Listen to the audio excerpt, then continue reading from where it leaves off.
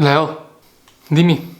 Ghisbiccio, ieri sono andato al bar e ho preso una bibita analcolica e zio porco, tutti mi hanno guardato male. Cioè, zio Ken, come se avessi fatto qualcosa di terribile. Ghisbiro, erano le 10 di mattina, non è che fosse orario aperitivo, porco due.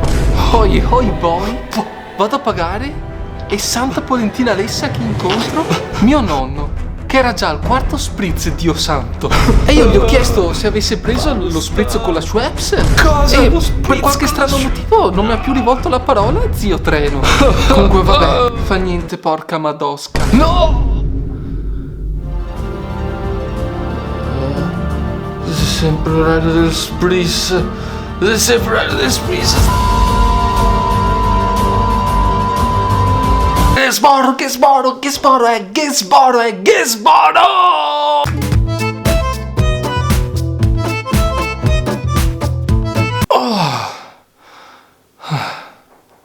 Adesso va meglio.